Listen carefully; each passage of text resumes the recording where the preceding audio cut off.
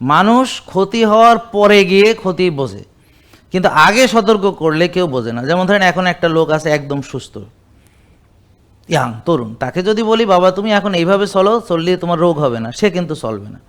রোগ টোগ হয়ে ফলে যখন কবে রিং পরাতে হবে তখন দৌড়াদৌড়ি করবে যে আমি রিং পরাতে চাই না, নাকি বোঝেন নেই?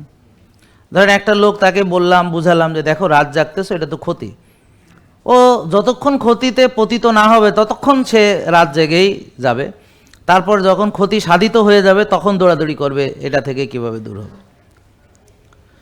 একটা লোক স্মোকিং করে, তাকে যতই বুঝান সে স্মোকিং ছাড়বে না, যতক্ষণ না তার একটা ঘটনা ঘটতেছে, ঘটনা মানে দুর্ঘটনা, ততক্ষণ পর্যন্ত সে চালিয়ে যাবে। অনেকে তো ঘটনা ঘটার পরেও সে কন্টিনিউ করে, কেউ মরে তো যাবোই, তো খেয়ে মরি। এখন যদি মানুষ সবাই যদি আমরা নিয়মতান্ত্রিক চলাফেরা করতাম, তাহলে আপনাদেরকে আমার নিয়ম আবার শেখাতে হতো না।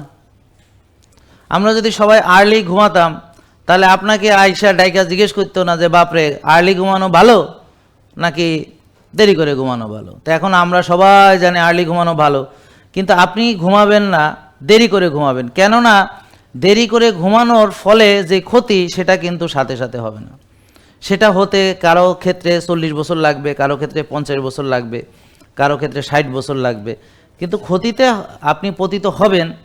কারো সময় বেশি লাগবে, কারো একটু দেরি হবে, কিন্তু যদি আপনি বেঁচে থাকেন, মরে না যান অ্যাক্সিডেন্টে বা গুলি খেয়ে বা অন্য কোনো কারণে পানিতে ডুবে, অপঘাত মৃত্যু যদি আপনার না হয়, তাহলে আপনি যদি পৃথিবীতে বেঁচে থাকেন, তাহলে আপনার যে কর্মের ফল আপনি এই দুনিয়াতে ভোগ করেই আপনি যাবেন, আর বাকিটা আল্লাহ ধুনা সেটা আখেরাতে দেবেন।